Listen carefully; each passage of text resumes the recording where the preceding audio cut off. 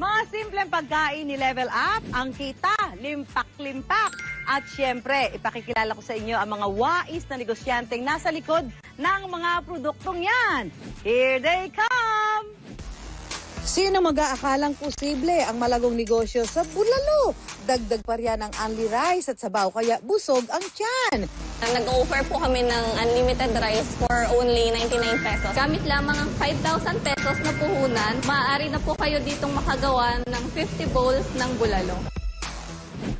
Kilalanin si Ma'am Betty na palaban hanggang saan ang kaya mo para sa pangarap mo. Sa 4 na branches namin, kumikita kami ng mga 200 to 300,000 a month. Dahil sa burgers ko, nakabili ako ng property, subdivision lot siya. Recently, may na-acquire kaming property. It's a 6-hectare farm lot. Baked sushi is the key. Isang food trend ng pandemya. Tuloy lang sa malaking kita. From 10,000 na puhunan, ngayon kumikita na kami ng 6 digits per month. Up next, mahigit 1 milyon sa pinundar ang nawala dahil sa pandemya. Paano kaya bumangon ang mag-asawang April at Marlon? Huhusgahan ko ang kanilang bestseller na bulalo. Papasa kaya sa panlasa ko? Abangan mamaya. Nauso nung lockdown ang baked sushi, pero hanggang ngayon panalong negosyo ito para sa ating mga negosyante. Kumusta kaya ang gagawin kong baked sushi? Sushi by Ma'am Susan. Susurpresa sa inyo. Pagod ako sa toppings pa lang. Parang pagod na. For today's challenge, mga Mamshi at Papshi, sa loob ng 10 segundo, kailangan makapagbigay ako ng 5 bagay o pagkain na pasok sa bawat kategoryang mabubunot ko. Ready na ba ako? Kahit hindi, game na!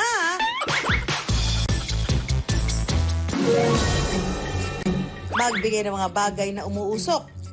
Inihaw, barbecue, sinae, sunog na kanin.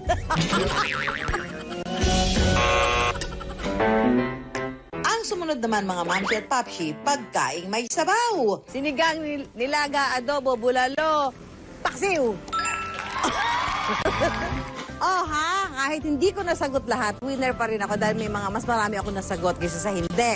Yan, gaya nitong negosyo nito si April. Dahil ang kanya negosyo, pasok sa negosyong umuusok. Anli sabaw, anli kanin at higit sa lahat, swak sa budget. Sinimula na mag-asawang April at Marlon. Nag-offer po kami ng iba't ibang Filipino dishes katulad ng sisling, pansit. Pero ang bestseller po namin dito ay yung bulalo. Nag-offer po kami ng unlimited rice for only 99 pesos sa lahat po ng meals na yun. And soup po. Sa kanilang mga magulang. Naisip ko po na yun po yung pinakamagandang way para kumita ng mas malaking halaga. Gusto ko po na suklian siya sa way na maiahon po yung pamilya namin. Si April at Marlon kasi maagang pumasok sa buhay ng pagpapamilya. Kaya humanap sila kung papaano maaaring mas kumita. After ko po kasing manganak, nag-decide po kami na tumigil muna sa pag-aaral para po magtrabaho muna. Nung tumigil po kaming mag-aral, doon po namin natutunan yung value ng education, sa kung gaano kahirap kumita ng pera. Doon po nag-start yung parang eagerness namin na maging successful. Nag-abroad si Marlon nang makaipon, umuwi at agad na sinimulan ang kanilang negosyo. Bago pa man mapunta sa food business, itinayo muna nila ang pangarap nilang indoor playground business. Yung indoor playground, maging sa mall. Kaya yun lang po yung nakapag-sustain na mini grocery. Pero nalugi din po yun. Maging sa pag-uukay-ukay, hindi rin daw ito nag-click. Kaya sina April at Marlon napapaisip kung ano nga ba ang nararapat. Andito po ako sa Pilipinas, tapos po nakikita ko na talaga po sobrang hina na nung business. Isip na po ulit akong umalis. Sobrang hirap po na kahit nga po yung relationship namin naging naapektuhan. Pero hindi sila nagpatalo, tuloy pa rin sila sa pagsubok. Nagano din po kami, ihaw-ihaw. Pare, nag-bake din po ako. Nag-bake po ako ng mga mini cheesecake para lang po po makapag-survive kami. doon po kami nagsimula na bumalik doon sa food business. Yung pong cart dati nung nagsara na milk tea, ginamit po namin para mag-offer nitong dalawang Korean sa Filipino food. Nang makitang pumapalo sa merkado ang kanilang muling pagsisimula. Food business it is para kina April at Marlon. Total naman po mahilig naman talaga akong magluto. Tas masaya po ako na nagugustuhan ng pamilya ko sa anong mga staff yung niluluto ko. Doon po kami nag-focus. Ang naisipang ihain ng mag-asawa ang kanilang mga paborito. Nung nagsimula po yung Mrs. Unlimited doon sa kiosk, sinara na po namin yung mini grocery. Tapos yung pwesto po na yun po yung ginamit namin para masimulan yung Mrs. Unlimited. Sa isang taon na po yun, sobrang ganda po ng naging acceptance ng market agents na 10,000, less than 10,000 lang po. Pero sa pagpapakilala raw ng kanilang bulalo, tila muling sinusubok ang tatag nilang mag-asawa. Nung una po ito, nasa 165 po yung in-offer namin. Gusto ko po kasi sana malaki yung serving niya. Pero hindi po naging maganda yung parang binigyan nga lang po namin ng parang tanning yung pag-stay nito. Parang sabi namin, last na to, last na. Na kung hindi pa rin po siya magiging effective, na mura na nga siya, tapos unlimited rice na, parang yun na din po yung time na kailangan na namin siyang bitawan. Dahil hindi na bago ang pagsubok sa kanila, ang naging susi ng mag-asawa, mababang presyo ng paninda, unli sabaw at unli rice pa. Kung nagna po kami ng mga murang supplier na kailangan namin bumili na ng mas madami para po mas makatipid kami. Nagsimula na rin ang mag-asawa na makita kung paano pwedeng mapaikot ang meron sila para kumita. Sobrang liit lang po talaga ng kinikita sa ganitong business. Pero kumbaga, dahil nga po sa madaming customer yung nasasatisfy, madaming babalik. Mga Mamshi at Papshi, gamit lamang ang 5,000 pesos na puhunan, maaari na kayong magsimula ng inyong bulalo business. Maaari na po kayo ditong makagawa ng 50 bowls ng bulalo. Kahit marami negosyo ang sinubukan, ibinaon naman ni April at Marlon ang kanilang mga natutunan.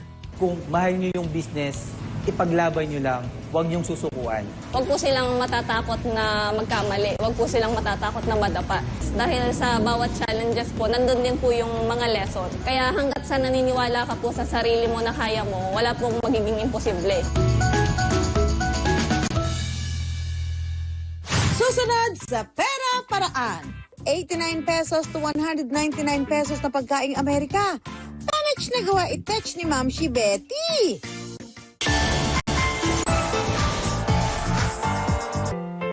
Marami ka pang gustong marating sa buhay, pero kung tutuusin, malayo-malayo na ang buhay mo ngayon sa kung anong meron ka noon. Relate ka ba? Ano mga senyales na malayo ka pa pero malayo ka na? Dati sa banig lang kami natutulog. Pero ngayon, nakakama na kami. Queen size pa. Kung dati po, isa lang po ang tambay, naghihintay para magkapera. Ngayon po, isa na akong regular employee at cook na po. Ayan, ako naman, ano ba masishare ko dyan na malayo ka pa, pero malayo ka na. Ayan, dati pumapasok ako sa work, nagbubus. All the way from Laguna, papasok sa work. Ay, nako, standing ovation pa nga minsan eh. At least ngayon may kotse na. Pwede nang hindi standing ovation. Nakaupo ka na lang lagi, okay? Dahil ko na yung nagdadrive eh, di ba? So, ikaw, ano ang kwento mong malayo pa, pero malayo na? Kung pag-uusapan daw ang layo na ng narating, aba, hindi papahulir yan ang nakilala kong mamshi na si Betty. Ako po si Betty, dating nagtinda ng gulay, naging trimmer sa garments, nagtrabaho sa fast food, naging promo girl, naging teacher, nagtrabaho sa BPO, at ngayon may 4 na branches na ng restaurant.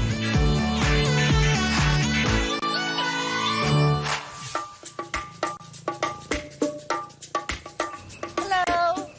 Hi! Hi! Kayo si Betty? Yes, Ma'am Susan. Ako naman Welcome dito. po. Upo po tayo. Wow! Ano to, all-day breakfast to?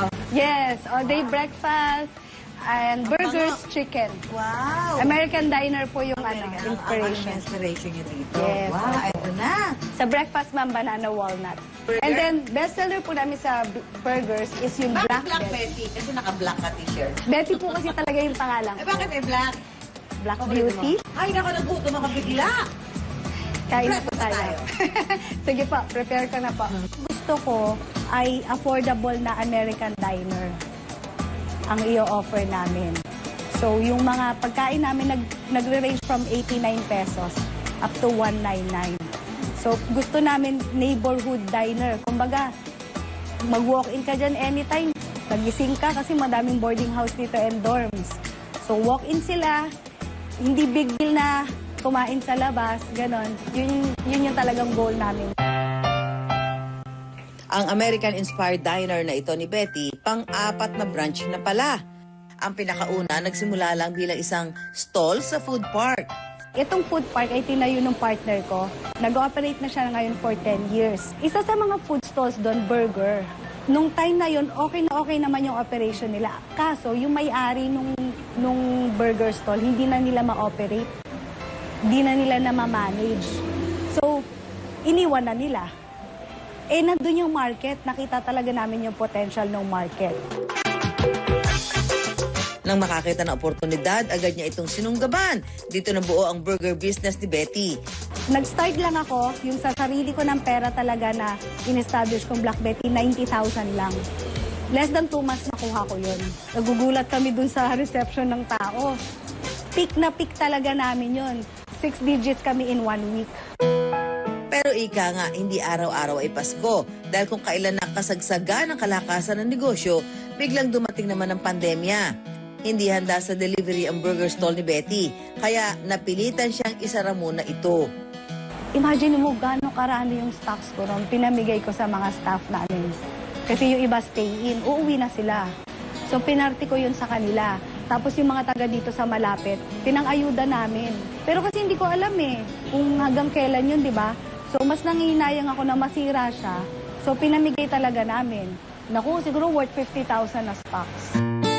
Nagdesisyong umuwi muna ng Playa del Quezon ang pamilya ni Betty. Pero sa pag-uwi niya pa lang ito, magbubukas ang isa pang oportunidad. So sabi ng partner ko, i-open na natin yung Black Betty dito. Kasi wala tayong ginagawa. Yung mental health mo talaga nun. Kung ano-ano na naisip mo, nagkaka-anxiety na talaga ako kasi nga, pick na pick yung restaurant ko, di ba? Tapos biglang wala akong gagawin. Unti-unti hinakot namin yung mga gamit. Nag-open kami ngayon ng Black Betty na pangalawang branch. Umatok sa mga taga-Quezon ang mga pagkain sa diner ni Betty. Kaya nadagdagan pa ito ng isa pang branch sa Pagbilao. At noong 1 buwan lang, binuksan naman ang pang-4 na branch na ito sa Maginhawa. Mula na magbukas, marami ang naitulong ng negosyong ito sa buhay ni Betty. So sa ngayon, sa 4 na branches namin, kumikita kami ng mga 200 to 300,000 a month. Dahil sa burgers ko, nakabili ako ng property sa Sariaya, Quezon. Subdivision lot siya, pero may view ng Mount Banahaw. Ready ka naman? Ready na! Ready na to rumble. Ay, bango. Amoy Amerika. Sige nga, simulan na natin.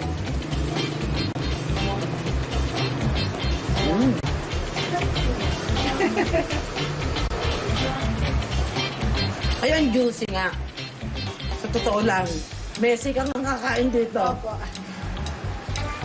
Masarap. Matatapos ang oras natin sa shoot, hindi ko natitikman itong ano. Teka lang, tikman natin itong banana. Ano nga to? Banana walnut. Ito na, yung kanilang bestseller na banana walnut pancake.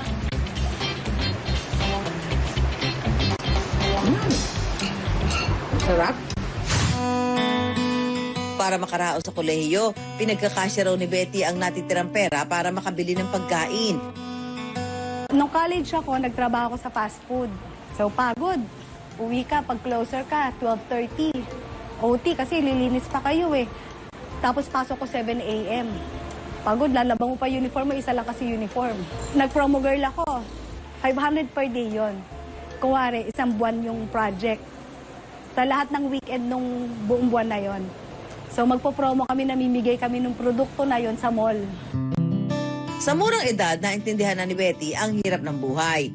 Mahirap yung sitwasyon namin. Yung nanay ko ay single mom. Although, lumaki kami kasama yung stepfather namin na mabait. Siyempre, single mom siya. Siya pa rin yung majority na kumakayod talaga. Masipag yung nanay namin. Government employee siya dati. Daming racket pa. Pero dahil siyam kami, gusto naman, hindi talaga kaya. Hindi kaya. So, pang-anim ako. Mahirap yung buhay. So, madiskarte akong bata. Maraming bagay ang tiniis ni Betty makatapos lang ng pag-aaral. Isa lang yung uniform ko nung high school. So, pagkagaling sa school, lalaban mo na yon. Kasi papatuyun ko pa sa likod ng ref. Di ba dati yung mga ref, hindi pa naman inverter, may bakal sa likod yun may parang grills. Doon mo yung sasabit, pati medyas. Tapos yung medyas, minsan maluwag na yung garter. Ikaw pwede mo na mag-request ng bago ha, hindi tuwing June lang may bagong medyas. So minsan hindi naman talaga mga branded yung medyas na yun. Nagwo-worn out yun ng katagalan na goma. Tapos tutupi mo ngayon yung ganun para kakapit siya. Yung sapatos ko noon, hanggat kayang tahiin dahil balat naman siya. Okay na, dalawang sapatos lang ako sa buong high school. Ang lahat ng sakripisyong ito nagbunga nang makatapos si Betty sa kolehiyo at makahanap ng trabaho. 1 taon siya nagturo at 14 na taong nagtrabaho sa BPO. Unti-unti ay nagbago ang buhay niya hanggang sa ngayon na mayroon na siyang sariling negosyo.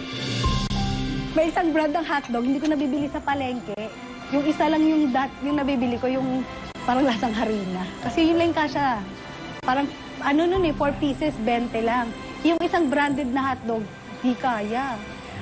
Kaya ngayon, yun lang branded na yun na hotdog ang binibili ko. Pag nagkikrave ako sa hotdog. Kasi parang hang up ko siya. Pero higit sa lahat, ang inspirasyon at dahilan ng pagsusumikap ni Betty, walang iba kung hindi ang kanyang anak. Gusto ko maranasan niya yung hindi ka mag-aalala ng kinabukasan.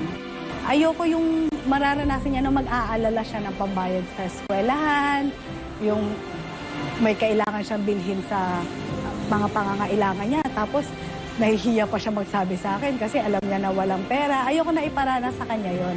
Yung mga, lahat ng mga basic na pangangailangan na dapat ma-provide ko bilang magulang, dapat na po-provide ko sa kanya. Yun yung drive ko.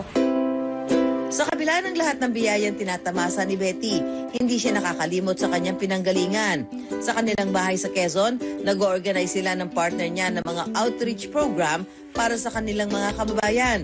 Nagtuturo sila ng pangkabuhayan sa mga nanay at tatay at namimigay naman ng mga laruan, damit at pagkain sa mga bata. Malayo na ang narating ni Betty, pero marami pa siyang pangarap. Gusto niyang maipa-franchise ang negosyo para marami pa siyang matulungan at masuportahan ang pangarap ng anak na maging arkitekto balang araw. Dapat nangangarap ka. Kasi doon ka magsisimula eh. Pagka hindi ka na nangangarap, ibig sabihin hanggang doon ka na lang. Ang pangarap, tinatrabaho yun. At araw-araw yun na commitment mo yun sa sarili mo. Malayo pa, pero malayo na. Susunod sa Pera Paraan. Nauso nung lockdown ang baked sushi, pero hanggang ngayon panalong negosyo ito para sa ating mga negosyante. Kilalanin natin ang couple na ang naging sushi susi sa kanilang tagumpay ay baked sushi. Iba't ibang pagkain ang nauso at tinangkilik ng dahil sa pandemya. Kaya talagang pumalo ang mga food business. Isa na rito ang baked sushi ng magkasintahang Francis at MJ na sinimula nitong pandemya. Umaabot ng 6 figures kada buwan ang kanilang kita. Pero kumusta kaya ang kanilang negosyo nitong nakalipas na 3 taon?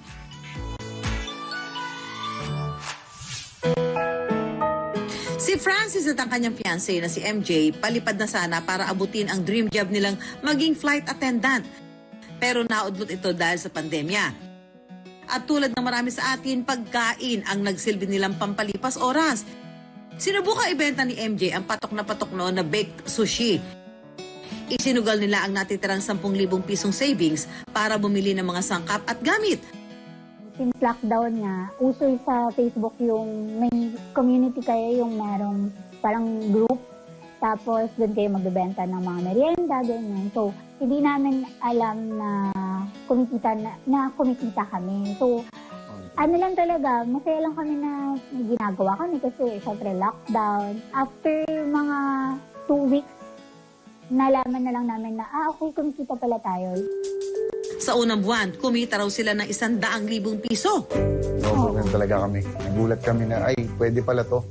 Parang naisip namin, ay, okay, buti na lang pala hindi tayo nakuha sa, sa airline. Kasi meron palang magandang ibibigay sa si Lord. Gumawa na rin sila ng online page para maabot ang ibang customer. Mula noon, dinagsa na raw sila ng orders. Sa yung apartment ko, ginawa namin commissary. So yung first floor, yung naging commissary. And then yung second floor, dun ako, personal space. Mas affordable raw ang kanilang baked sushi kumpara sa iba. Compared sa iba, konti lang yung rice namin. mas marami talaga yung toppings. So, toppings overload nga pag sinasabi ng mga customers. Available ito sa 4 na flavors. Nariyan ang kanilang Baked Creamy Original Cani, Baked California Maki, Baked Spicy Cheesy Tuna, at Baked Cani Scallops Aburi. Hands-on ang dalawa sa kanilang negosyo. Pero sa kasamaang palad, hindi nila kinaya ang dagsa ng orders. So kadalasan, hindi na de-deliver agad sa customer.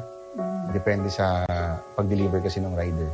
So minsan late or minsan nasisira dahil sa biyahe. Siyempre, mag-partner kami in real life, diba? Hindi lang sa negosyo. Kumbaga, parang medyo naapektuhan na rin yung relationship namin na, ay, wala, kumbaga, burnout na yung wala na kaming time sa isa't isa. Puro lang kami nasa, nagbabantay ng store, gumagawa ng big sushi, ganyan. So, parang, nakakapagod. Ganyan, sasagot ka ng customer, ikaw ang marketing, lahat. Dahil sa pangyayaring ito, naglaan daw sila ng oras para aralin pa itong mabuti. Kumuha na rin sila ng mga kasamahang katulong nila sa negosyo. Okay, mga Mamshi at Papshi, kasama ko ngayon si Mamshi MJ. Siya yung may-ari nitong Sushify. Ayan, tuturuan niya tayong gumawa ng baked sushi. Unahin ko ng ilatag ang kanin. Racket ko minsan yung mason. Ayan. Ayan. So, tama na pag-flatten ka? Yes. Ayan. Perfect.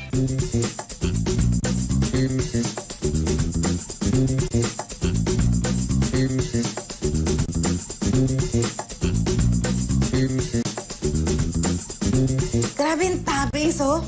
Napagod ako sa toppings pa lang. Parang pagod na ako. At isunod ang iba pang toppings.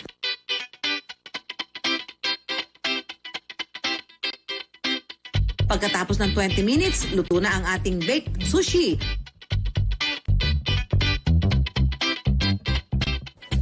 Cheers! Toast, toast. Yeah. Ang sarap ng kanyang baked sushi kasi creamy. Saka may konting spicy, no? Pero tama lang. Ang linamnam! Ang galing ng luto ko! Dahil naging maayos ang kita ng negosyo, sinubukan nila mag-invest online. Kumita naman daw sila sa sinalihang social media platform. Pero nagko-problema ang mismong kumpanya nito. At hanggang ngayon ay hinihintay pa rin nilang makuha ang 400,000 pesos na ininvest at kinita mula rito. Bago ka papasok sa mga investments, huwag ka magpadala sa hype, sa trending. May payo naman ang ating financial expert para hindi masayang ang perang pinaghirapan. Kailangan aralin muna nila yung investment. Like, search nila, may mga nagreklamo na ba about a certain kind of investments or kung gano'ng katagal na ba nag-ooperate yung company or kung registered nga ba siya sa SEC or sa Securities and Exchange Commission. Yun yung mga first thing kailangan nilang gawin. Background check talaga before investing in anything. It's also another rule in investing na invest only what you can afford to lose. You don't know if yung investment mo ay mag-grow or hindi. So kaya only invest a certain amount na kaya mong mawala sa'yo. From Quezon City, nagtayo na rin sila ng branch dito sa Makati at nagdagdag ng ibang pagkain. Mga Mamshi at Papshi, ayon sa isang marketing expert, mahalaga raw ang product innovation sa isang negosyo para hindi ito mapag-iwanan at makasabay pa rin sa kung ano ang uso at hinahanap ng tao. Sa ngayon ay hindi raw bumababa sa 15 ang kanilang orders sa bawat branch kada araw. Well, surprised, syempre, kasi hindi namin ini-expect na hanggang ngayon nandito pa rin kami. Marami talaga kaming kasabay na nawala. Pero may time din naman na umabot na parang we ask ourselves kung tutuloy pa ba natin to. Pero dahil nga sa support at tagsa ng mga customers, nag-push pa rin kami na ituloy. And hanggang ngayon, andyan pa rin talaga sila para supportahan kami. Kumusta naman ang kita ngayon? So, from 10,000 na puhunan, ngayon kumikita na kami ng 6 digits per month. Pero during holidays, peak season, dumodoble yung kita namin. Nakabili na sila ng mga chest freezer at 6 na industrial oven. Nakapagpundar na sila ng sasakyan na malaking tulong sa kanilang operasyon. Karoon kami ng financial freedom. At tulungan namin yung families namin financially Lalo na nung pandemic, naging sandalan kami ng families namin. Pinaghahandaan na rin nila ang kasal nila sa susunod na taon. At posible ang lahat ng yan nang dahil sa baked sushi. Kahit nagsimula sa online trend ang kanilang produktong baked sushi, sinisiguro pa rin nila na consistent ang quality nito pagdating sa lasa. Kailangan na-maintain namin kung ano yung nagustuhan nila from the start, kung ano yung lasa. Yung naging behavior ng mga customers namin. Since natikman nila yung during pandemic, in a span of 2 years, yun yung naging comfort food nila. So after yung pandemic, inahanap-hanap pa rin talaga nila. Ilang pagsubok at hamon man ang dumating, malaki ang pasasalamat ni na Francis at MJ na nagtagal ang kanilang negosyo. Sa itinayo ninyong negosyo o kaya naman ay negosyo ng ibang mga mamshi at papshi, pues, i-flex na yan! Magpadala ng short video ng napili niyong negosyo sa aming Facebook Messenger. Kasama rito ang inyong pangalan at contact number. Baka ang inyong nominated negosyo ang susunod na ma-feature sa aming programa. Mga mamshi at mga papshi, mag-nominate na. Ibida ang mga mapamaraang negosyante. Now na! Kaya laging tandaan, pera lang yan, kayang-kayang gawa ng paraan. Hanggang sa susunod na Sabado, 10:45 ng umaga dito sa GMA. Ako po si Susan Enriquez para sa Pera Paraan.